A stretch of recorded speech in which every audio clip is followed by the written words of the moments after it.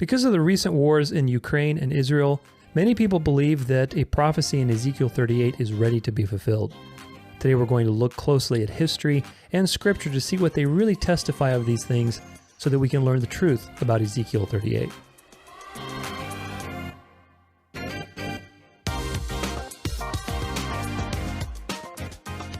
Hey everybody, welcome to the show. This is the Dance of Life podcast, and I'm Tutor Alexander. Thanks so much for being with me today. Today we are adding to a ginormous series on the end times. Of course, there's always something new to talk about, but these are actually very relevant things. And so I realize that with all of the current events that are happening, i.e. the war in Israel, this issue needed to be elaborated on. Now, there's a lot in my End Times series. This is going to be part of a series. I'm adding it to the end of it.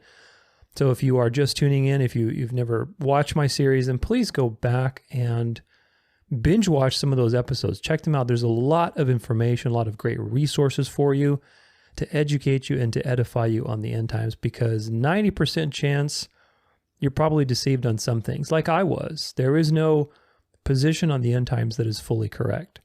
We need a nuanced approach, a narrow road approach that incorporates both scripture and history, because Bible prophecy is meant to be fulfilled historically.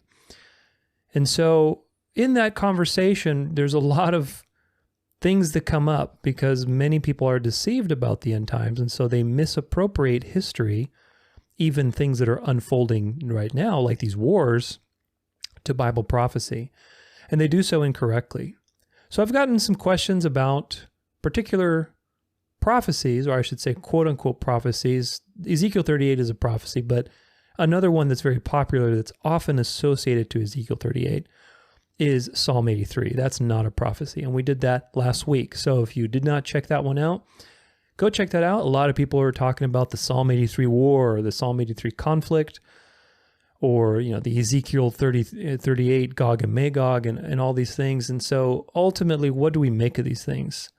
My goal today is to show you, beyond a shadow of a doubt, that Ezekiel 38 is a prophecy, but it was fulfilled a long time ago.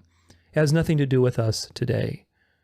And if you've followed me on my End Time series, you know that Israel is not the centerpiece of Bible prophecy. Now, that may offend a lot of you, so I invite you, encourage you to stay with me, because it is the truth.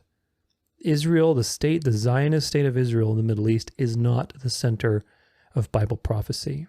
The church is the center of Bible prophecy, because the church is God's chosen people. It's the people that God has chosen to save. And so God is giving you prophecy to let you know what's going to happen to God's people. Of course, we're all going to be redeemed, but there is going to be tribulation until that time. There's going to be great deception. There's going to be a counterfeit that invades the church and sets itself up between man and God.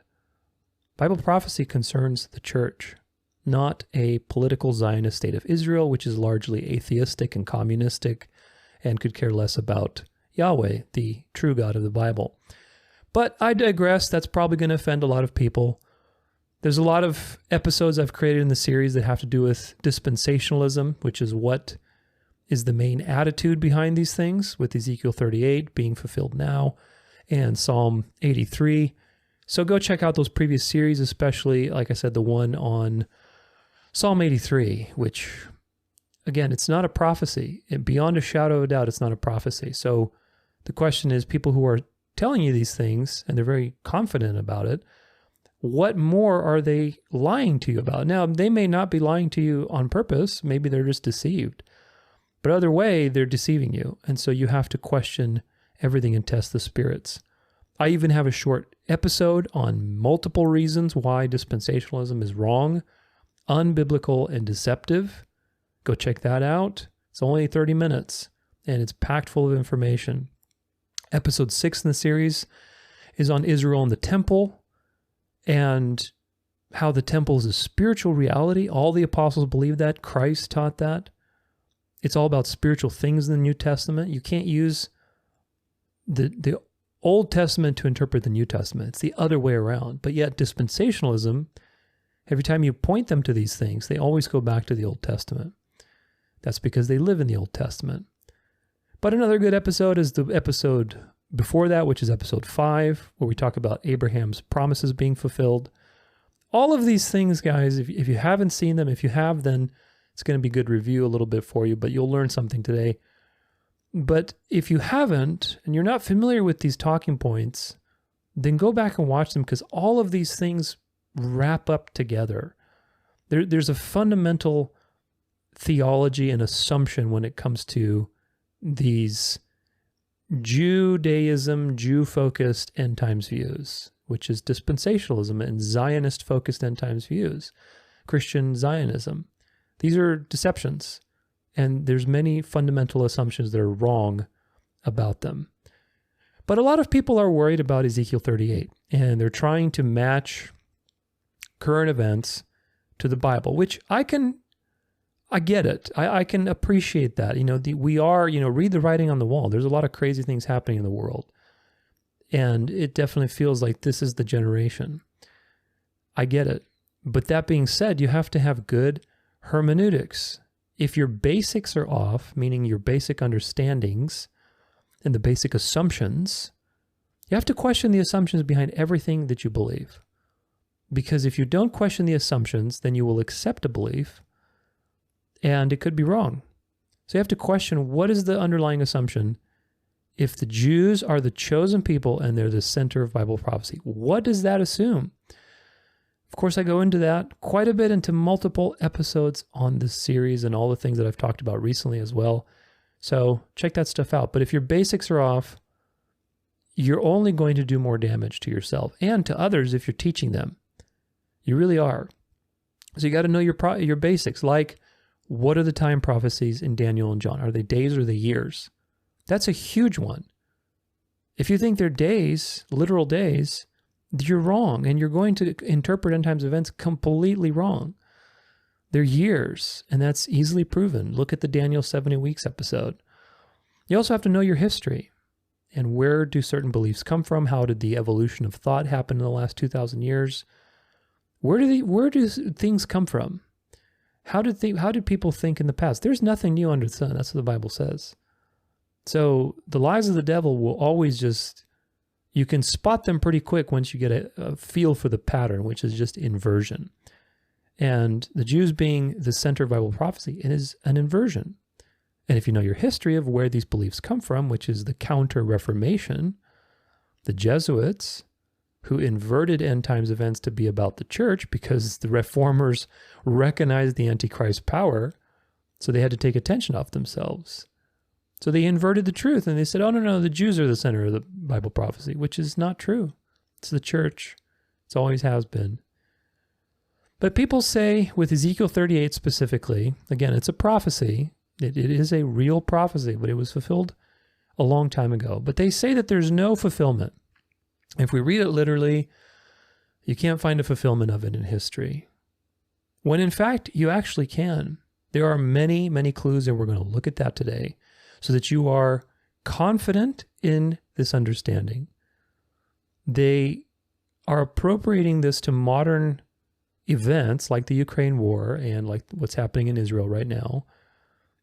And there are many, many problems with doing this. Many problems. And I hope that by the end of this episode, you will understand that. I don't care so much that you memorize all these points or you're really, super smart about Ezekiel 38. I want you to discern from this episode, like every other episode, the basics. Like, why is it wrong? What is good hermeneutics versus what is bad hermeneutics? What's a good way to interpret the Bible and history? And what's not a good way? That's really my biggest concern with these episodes, is that you see the error and you have a skill and technique on how to navigate future error. That's really what it's all about. But let's get started. The first real point to make is that there are a lot of anachronisms in Ezekiel 38. Now, an anachronism is something that doesn't belong in a period of time. Now, of course, this is maybe not the best word, but my point is, if you're reading Ezekiel 38 as a prophecy that's supposed to relate to modern times, there are countless things that do not make sense from a time period point of view. There are countless timestamps of when this prophecy was relevant, that if you're reading it literally, then there is no way this can be fulfilled in the modern age. And I can prove it to you. We're going to look at a few samples. Ezekiel 38 verses 3 through 6. And say, thus says the Lord God, behold, I am against you, O Gog, chief prince of Meshech and Tubal. These places don't exist anymore. And I will turn you about and put hooks in your jaws, and I will bring you out, and all your army and horses and horsemen, and all of them clothed in full armor, a great host, all of them with buckler and shield, wielding swords. All of these things I just mentioned, horses still exist, but people don't use horses for warfare. They don't use shields. They don't use full armor. That wouldn't make any sense. People use light bulletproof vests and body armor, but that's not full armor. Wielding swords, none of this stuff is relevant to modern warfare. Verse 5, Persia, Cush, and Put are with them, all of them with a shield and helmet. Again, these places don't exist. Cush and Put are no longer a nation, no longer a territory. Shields are not really used in modern warfare. Verse 6, Gomer and all his hordes. Again, Gomer doesn't exist. Beth Togarmah from the uttermost parts of the north with all of his hordes. Many people are with you. Again, these places, Beth Togarmah and Gomer, just like Cush and Put in Persia, they don't exist anymore. They're not territories. They're not peoples or nations. They were during the time of Ezekiel and shortly afterward during the Persian Empire, as you'll soon see, but they don't exist anymore. Not for a long time. Now, a couple verses later, in verses 10 and 11, it says, And I say, I will go up against the land of unwalled villages. I will fall upon the quiet who dwell securely, all of them dwelling without walls and having no bars or gates. Now, these things make zero sense in a situation, in a warfare situation, where you have drones, airplanes, tanks that can go through walls. We have a totally different kind of warfare than it was 2,500 years ago when this prophecy was written, approximately. So when it says he's going to go up against unwalled villages, that makes perfect sense 2,500 years ago when walls were important. Today, walls are not important. They're useless. Largely useless. Walls do nothing for you when you have drones and airstrikes and missiles and tanks that can just barrage through walls. Walls are useless. So this doesn't make sense either. All these words that we just covered, like swords, shields, bucklers, and other places it talks about spears and bows and arrows, none of this stuff is relevant to modern warfare. So that should be a red flag. It should raise an eyebrow. Another important point is that this particular prophecy is not a vision, like Revelation, where there are lots of spiritual things being portrayed. John is not telling you there will be a literal red dragon flying around in the air at the end times. He's not telling you that a giant angel literally is going to appear and throw a chain around the dragon's neck and put him into a giant pit. That's not what's happening. You're not going to see a literal woman in the sky giving birth to a prince that rules with a rod of iron. These things are spiritual images that represent realities. Of course, they were already fulfilled as well, but the point is that this is not a vision. It's an actual prophecy, meaning you can't spiritualize all of the things I just mentioned, like unwalled villages and swords and shields and full armor and bows and arrows. You can't say, well, that's representative of, shotguns and, missiles and lasers. It's like, you can't do that. This is not a vision. This is a literal prophecy. So if you're going to read it literally, then the only way this would be fulfilled is if there was a bunch of people on full armor, metal armor with swords and shields and, helmets and bows and arrows going against unwalled villages in Israel. But Israel, the state of Israel, is not unwalled by any means. In fact, Israel has one of the greatest border security systems in the world. So this doesn't make any sense if you are going to apply it to today. Also, another important fallacy to avoid is the land equivalence fallacy. Meaning, Meshech and Tubal, they were in that area in the ancient times, so today it must be like Turkey or Lebanon or Libya or whatever else. You can't do that, because the prophet, when he received this prophecy, he was receiving a prophecy. What's the context? For his people. And as you'll soon see, the historical time of this, the context, makes much more sense as to what it's about. Because the Jews were going through constant rebellion and occupation and shifting politically. There was a lot going on in 500 BC time frame, around the Second Temple being built. A lot of stuff going on. And so these prophecies are designed for those people. You can't say that Ezekiel actually meant that 2,500 years from the time that he existed, there would be some future state of Israel, political state, and a lot of the nations of the earth will come against her. That's not at all what this prophecy is talking about, at all. And again, one of the first proofs of that is the anachronisms in trying to apply it to modern day warfare. It's just, you can't do that.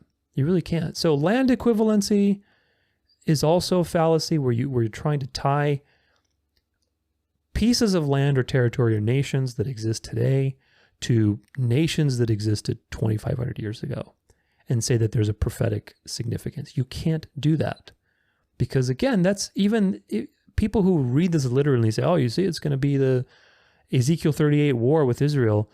Well, if you read this literally, you don't have a way to equivocify the nations that are listed. So you have to use the land equivalence principle. But that is figurative. So you're not reading literally anymore. Do you see the problem? It's really quite silly. You kind of shoot yourself in the foot. But people in Ezekiel's day knew who these tribes and nations were. They were very, familiar to them. So I want to read you a little bit of an article. I'll put this in the resources. There's some great information here, but just to visually lay it out with a map. And you have a map here of all these ancient territories and where these people were. But let's read a little bit about it. When we analyze this map, we see that every nation mentioned falls within the boundaries of the Middle East. Magog is modern-day Turkey. Meshech is modern-day Turkey. Tubal, also Turkey. Togarmah, Turkey. Gomer, modern-day Turkey. Cush, modern-day Egypt. Put, modern-day Libya. Persia, modern-day Iran. Most futurists believe this text refers to Russia, hence the perceived relevance of this prophecy as of the Ukraine war, but it does not. Some translations say Gog is the prince of Rosh, and many futurists, meaning people who believe everything's in the future, like dispensationalists, say that Rosh is a reference to Russia because of their literary similarity. However, this is an unnecessary transliteration of the Hebrew word Rosh, which means chief. Gog is merely the chief prince of Meshech and Tubal, not the prince of Rosh and Meshech and Tubal. Furthermore, Ezekiel refers to Togarmah as being from the uttermost parts of the north. Togarmah was located in modern-day Turkey, meaning the furthest north this invasion originated was Turkey, not Russia, which is much further north compared to Turkey, of course. So again, understanding historical context and understanding where all of these things were related in ancient times, what do they mean? What do they mean for the people of the time? Not reading your expectations and your views backward in time and trying to, string together a interpretation from that. That is the wrong way to read the Bible. And a lot of people are doing it, sadly, and a lot more are leading people astray. So, what can you do? But it is what it is. We're living in the end times. This is proof, because there are more and more deceptions, more and more false teachers. But another point I want to elucidate is that the target of this invasion is Israel, which is obvious, but there's some importance there. Ezekiel 38, verse 8. After many days you will be mustered. In the latter years you will go against the land that is restored from war, the land whose people were gathered from many peoples upon the mountains of Israel, which had been a continual waste. His people were brought out from the peoples and now dwell securely, all of them. Now, again, this is about Israel. Of course, it's about Israel in the past, 2,500 years ago. But what is the context here? Well, unwalled villages, again, doesn't apply to modern-day Israel. Ezekiel, as you'll soon learn, was around the time of the Babylonian occupation. And this prophecy was before the exile was finished. God is giving a prophecy that after the exile is done, the Babylonian exile is done, and of course Persia conquers Babylon, that there will be something that's happening. There are going to be a bunch of forces mustered against the Jews. Now, why does that make sense? Well, it makes sense because after the Babylonian exile, where everything was left to ruin and the Jews came back, they're coming back into unwalled villages. They're very vulnerable. It's a time of extreme vulnerability for the Jews. But again, if you are trying to find a modern appropriation for this, you're not going to see it because you're ignoring very important historical context. So, if people insist on reading this literally, which you should, it's a literal prophecy, the problem you have is that there's too many timestamps that do not work for this being a future prophecy, meaning like it was future for Ezekiel, but not future meaning for us. Make sense? There's too many timestamps of ancient civilization. There's also many reasons why it can't be relevant to the future, which I just discussed. Land equivalency doesn't work. If you are using it, you are misappropriating history, and you're not interpreting literally anymore. You're using figurative interpretation. You're saying, well, Meshech is just Turkey. That's what it's a figurative thing. Well, then you're not reading it literally anymore. So you see, you kind of shoot yourself in the foot with this whole dispensationalism thing, but I digress. Again, this is not a vision. It's a literal prophecy, so there's no reason to spiritualize anything. It's meant to be read literally. So all of these nations that we just listed, and you'll see them again, they existed in Ezekiel's time. They had a motive to attack Israel because Israel was ripe for the picking after the exile. And all of the descriptors, like shields and bucklers and swords and bows and arrows, match the technology of the time. So there is zero motive to believe that this has to do with us, but rather was fulfilled around the time of the Babylonian exile.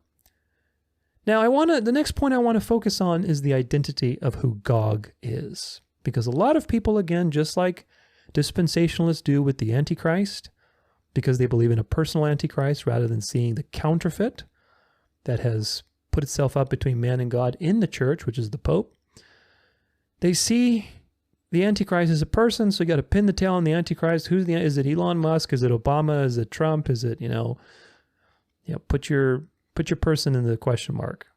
In the same way, they are trying to pin the tail on the Gog, on who Gog is, and figure out, is it Russia? Is it Iran? Is it, whatever, all this stuff. And everybody's just so confused. It's really a clown show.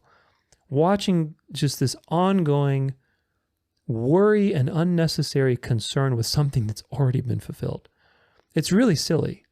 But if we can find the identity of Gog, if we can identify an ancient candidate, then that is consistent with everything that we've looked at, the historical context, the time, the motive, then that gives us another reason to believe that this is in the past.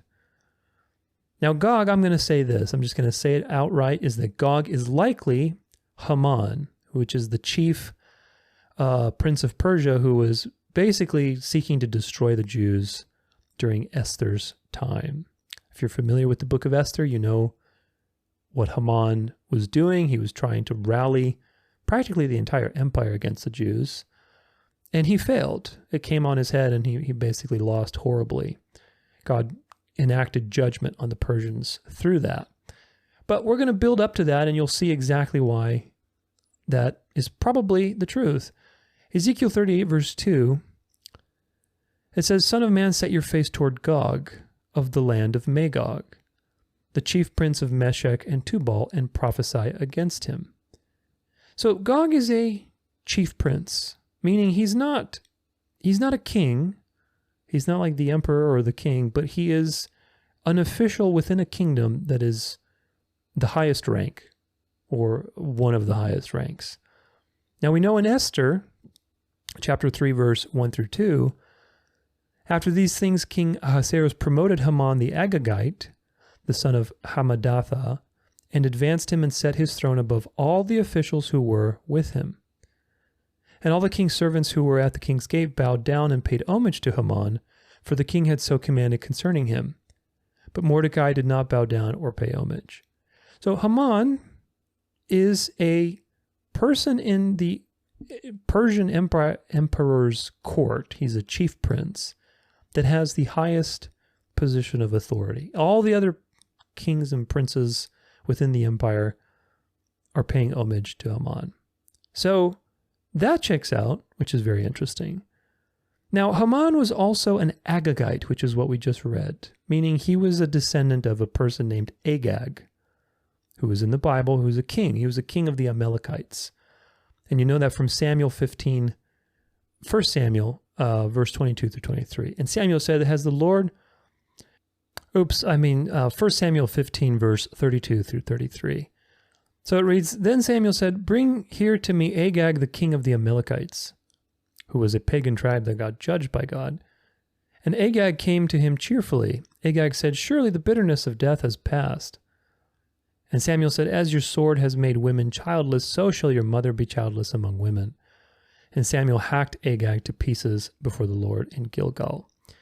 So not a pretty ending for Agag, but Agag was the king of a pagan nation, Amalekites, who were very much at war with the Israelites, and they got judged. They're no longer around. They haven't been around for a very long time. But Haman being an Agagite, every time you see an ite, it's the source is whoever the original father was, and Agag was basically the father of that tribe. So Haman was related to Agag. Now, there is a connection between, this is the important point, why I mention this. There's a connection between Gog and Agag. Very, very important. I want you to compare, for example, Numbers 24:7. This is the ESV. It says, Water shall flow from his buckets, and his seed shall be in many waters. His king shall be higher than Agag, and his kingdom shall be exalted. So Agag is mentioned here in Numbers 24:7, obviously as a king and with a kingdom. But if we look in the Septuagint, and the translation that comes up says this, you just type this Numbers 24:7 Septuagint. And in the Septuagint, which is the Greek translation of the Hebrew scriptures that was done in several centuries BC, it says this, There shall come a man out of his seed, and he shall rule over many nations, and the kingdom of Gog shall be exalted, and his kingdom shall be increased. And in this particular translation of the Septuagint, Gog is compared to Agag. Now, some manuscripts, this is another important thing, where we looked at, for example, in Esther chapter 3, where Haman is mentioned as the Agagite, and he was promoted. And I believe also Esther 9, verse 24 mentions that he's an Agagite. Some manuscripts, and you can look this up for yourself, they don't say he's an Agagite. They say he's a Gogite. So Gog is Agag, is an Agagite, is a Gogite. Hopefully that makes sense. A lot of tongue twisters there. But Gog and Agag are referring to the same thing. They're the same person with the same origin. Just slightly different syllabization of the same thing. This is very important because another piece of evidence that we have is in Ezekiel 39:11, where God talks about the end of Gog's armies. He says, On that day I will give to Gog a place for burial in Israel, the valley of the travelers, east of the sea. It will block the travelers, for there Gog and all his multitude will be buried. It will be called the Valley of Hamon Gog. Now this is an interesting linguistic clue here. Again, you have to remember we're talking in English, but Hamon Gog, referring to the person who's going to be buried there, who's leading all this charge, and we know Haman is a good candidate for that.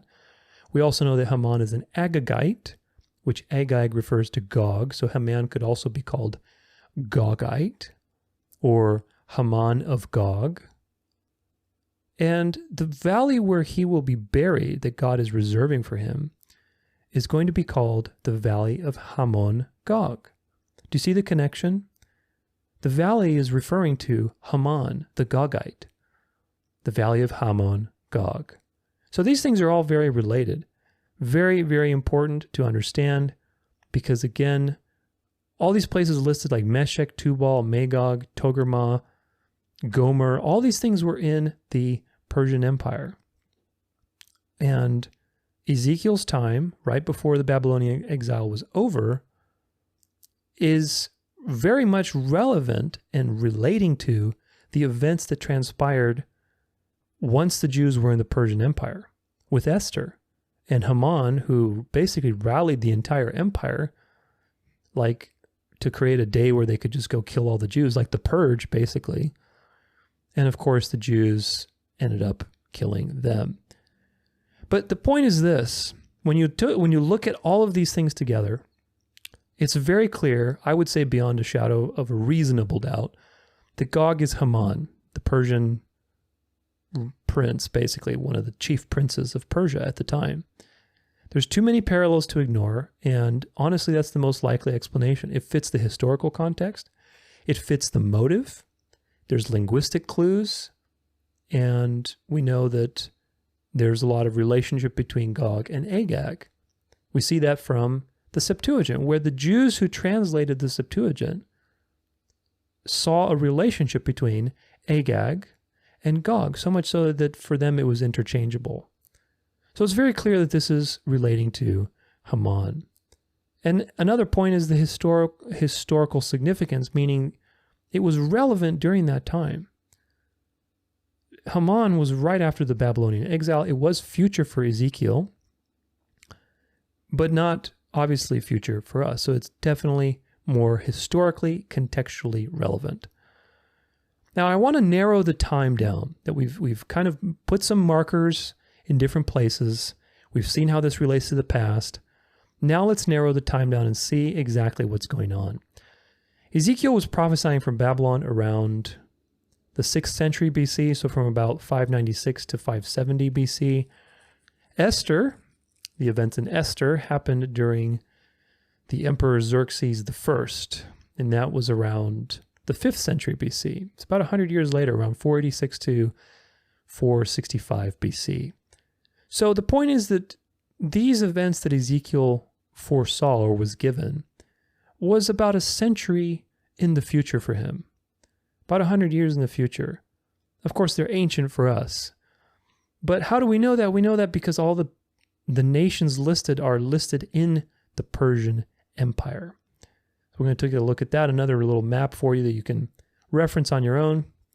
This is the Achaemenid Empire at its greatest extent under Darius. First, we know that the army of Ezekiel 38 is both multinational and widespread, originating from Cush, which is modern-day Sudan, Put, modern-day Libya, Persia, modern-day Iran, Togarmah, Meshech, Tubal, Gomer, and Magog, which is in Turkey. Not coincidentally, these nations formed the border of the Achaemenid or Persian Empire in the 5th century BC. So you can see where the empire was, Put, Cush, Libya, Iran, Persia. All these nations are forming basically the Persian territory that was occupied at the time. And of course, Jerusalem is right in the middle of all that. Therefore, because Ezekiel 38 says that the army originates from these nations within the Achaemenid Empire, it is best to see this army as being composed of the entire Achaemenid Empire. This is important because the book of Esther depicts an empire-wide conflict between the Jews and the non-Jews. Now, again, I'm not going to read all this. This is from Esther 8. You can reference it yourself, but basically what happened with Esther and the Jews, Mordecai, Haman, it's actually a very fascinating story. It's really quite fascinating how it all unravels and then perfect justice is dealt. It all comes back on Haman. But Haman basically Esther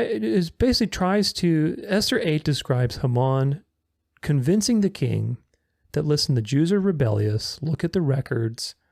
They're going to just rebel. They're very nationalistic, whatever. We need to wipe them out because they're a threat to the empire. So the king makes a decree, an empire-wide decree. 127 provinces are listed. And basically, that decree ends up getting reversed because of Esther, who wins the king's favor, and along with Mordecai, who also was like Esther's caretaker in some way. And they basically end up God gives them favor in the emperor's eyes. And as a result, the Jews are given legal right to basically defend themselves on this purge day. If you've seen the movie The Purge, it's basically just like that. Like, there was one day decreed that, okay, you can go slaughter the Jews, which is pretty crazy. But they're given the right to defend themselves. The decree is reversed. And this causes massive confusion in the empire because a lot of people started to fear the Jews. And so some people wanted to attack the Jews. Some people wanted to basically not do that. And so they aligned with the Jews. There was a lot of confusion. And you basically had also the Jews shortly coming out of the Babylonian exile. They were conquered by Babylon, and so there was a lot of unwalled villages. A very vulnerable time for the Jews.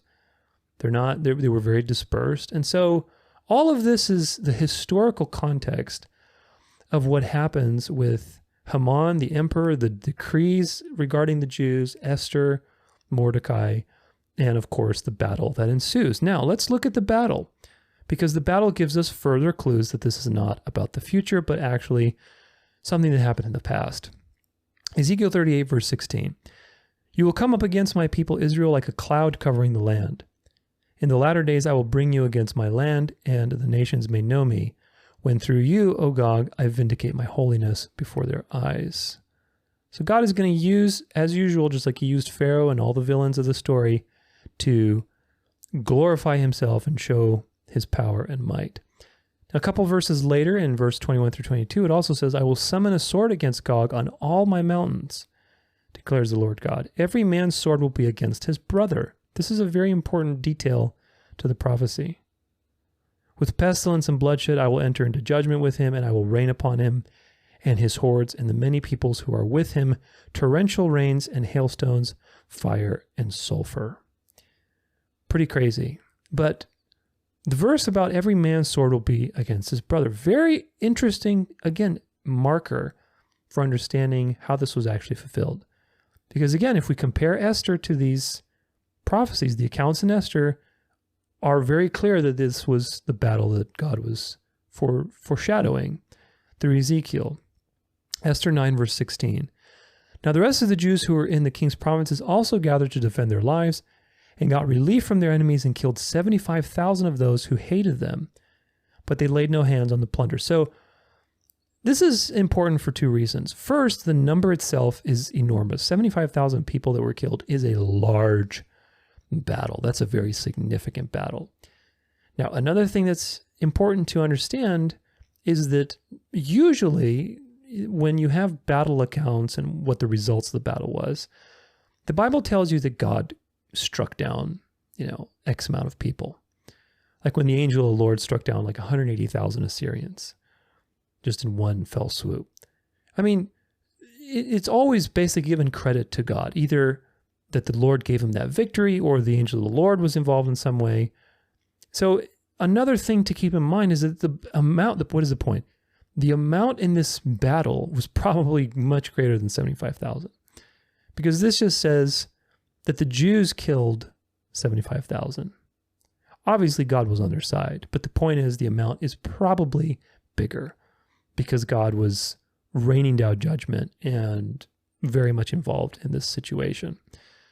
Now, another important point, going back to the whole point about the people were going to be raising their swords against one another, each man against his brother. We see this in Esther 8 and 9. Esther 8, verse 17. And in every province and every city, wherever the king's command and his edict reached, there was gladness and joy among the Jews, a feast and a holiday. And many from the peoples of the country declared themselves Jews, for fear of the Jews had fallen upon them. This was the Lord's doing. God gives favor to his elect in the eye, just like he gave favor to the Israelites in the eyes of the Egyptians, and they plundered them basically before they left for the Exodus. This is the same thing. The people were afraid of the Jews. They were afraid of God's people, basically. And as a result, they're like, oh, no, we're Jew too. And so this, now you have an interesting situation. Let's look at one chapter later, Esther 9. All the officials in the provinces and the satraps, which are kind of like governors, and the governors and the royal agents also helped the Jews, for the fear of Mordecai had fallen on them. So what do you have now in this empire-wide situation? Remember, this is not just like a city. This is an empire-wide edict, 127 provinces. The entire empire is now thrown into confusion because with the second edict, where basically the Jews are allowed to defend themselves, Mordecai's in power, Esther is basically influencing the king. A lot of people, Persian citizens, said, I don't want to be on the wrong side of history. I'm a Jew too. I'm declared a Jew. And the governors were helping the Jews. So imagine for a moment the amount of chaos in the Persian Empire as a result of this situation. God threw the entire empire into chaos. Meaning you had Persians that were fighting against Persians, which fulfills what it says in Ezekiel 38, verses 21 through 22, I believe. Every man's sword will be against each other. Did that happen? Yes, it did. The Persian Empire was completely thrown into confusion. So Haman's attempt at genocide basically fails. So what do we take from this? Well, the conclusion to take is that the accounts in Esther, when they're carefully compared to the prophecy of Ezekiel, show that this has a historical fulfillment right after the Babylonian exile during the Persian Empire, where the events of Esther are recorded with Haman, the chief prince, trying to organize basically an empire-wide genocide of the Jews and getting totally destroyed. I mean, tens of thousands of people were killed on Haman's side. Haman, who is also Gog, convinced the king to basically create a worldwide at that point, that was the world to them, but an empire-wide edict, like a purge. But, of course, many joined out of fear with the Jews, and the empire was thrown into confusion, and Persians helped kill other Persians. It was a huge battle, huge. I mean, we're talking tens and tens of thousands of people. That is an enormous battle. And that fits all of the descriptions of what Ezekiel prophesied, what God prophesied through Ezekiel. So a couple final thoughts on this, wrapping it up. Well, the first thing I'm going to say is this. This is why it's so important to have sound interpretation principles when you read the Bible, when you interpret prophecies. What is the context of this prophecy? Historical, linguistic, surrounding text, cultural, archaeological. What do these contexts tell you? Is there a literal aspect to this, or is it a vision? When you read Bible prophecies, you should ask yourself, is it a vision like Revelation, or is it an actual literal prophecy? Because there's both of those throughout the Bible. And so sometimes if it's a vision, it's important to understand spiritual metaphors and what things represent. But when it's a literal prophecy, like this one is in Ezekiel 38, you have to understand your history, and you have to understand archaeology and principles of archaeology, like land equivalency. That's a fallacy. You cannot tie modern-day Turkey to, Meshech and Tubal. You can't try to say, well, Russia's Gog because, it's kind of like this, or it doesn't at all, that's not at all relevant, is the point. So you have to ask yourself these questions. You have to really understand history. You have to ask yourself the context. The people in Ezekiel's time, which this prophecy is about, were going through a lot of political unrest, a lot of shifting between Babylon and Persia, and judgments, wars. I mean, it was a very conflicted time for the people of God, for the nation of Israel, where at the time, the identity of the people of Israel was constantly being scattered because of their rebellion, first and foremost. That's important to remember. But nonetheless, God saved his people always. But they were going through a lot. And so prophecy that Ezekiel was given did not have to do with people thousands of years in the future. That makes zero sense. Think about that. I mean, even that, which I didn't write this down, but what does that say about God? If his people needed him then, with all of these things happening, all of these changes and shifts in political situations happening, and God, instead of giving them a prophecy about, okay, how do we get through this? What's going to happen? Give us some confidence. That's what prophecy is about. It's supposed to give you confidence in the Lord. No. He's actually giving a prophecy about people 2,500 years in the future. Do you see how utter nonsense that is?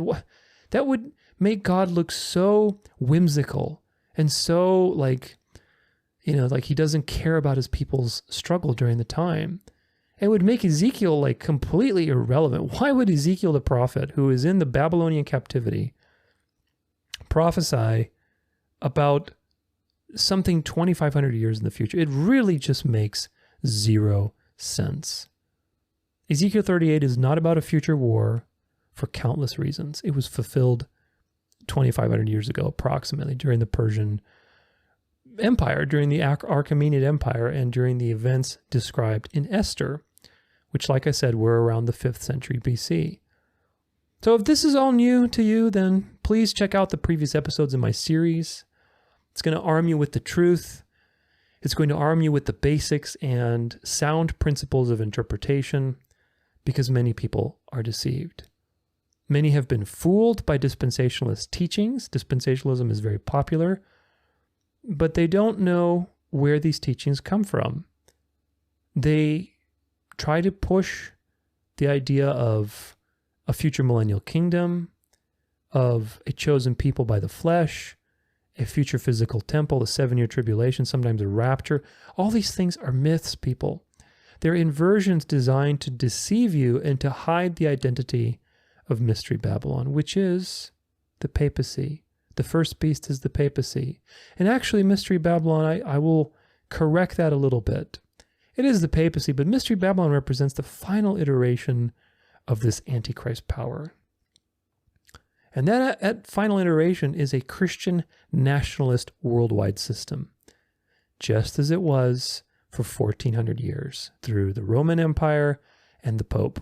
And you had the nations of Europe, the kings of the earth, giving their power to the Pope for 1,260 years. And really, if you count from Constantine, not Augustine, it's about 1,400 years. Long time. Very long time. A power, an empire that was longer than any of the previous empires.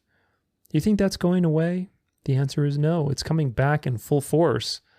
And that's really the thing to be watching for.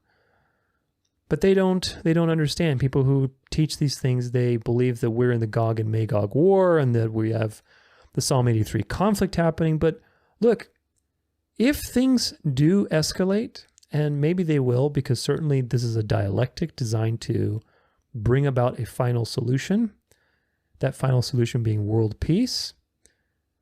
If things do escalate and you see things that people believe that fulfilling of the prophecy, the Jews have built their third temple. And look, this Yannicka guy that's so popular right now, he walked into it, he proclaimed himself to be God, or maybe Trump walks into it, or whoever.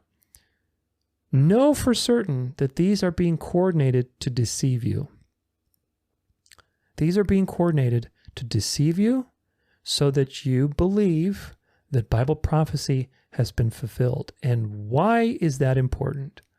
Because the book of Revelation says that at the end of time, people will worship the beast. Now, the beast is a system, meaning they will pay obedience and worship to this system.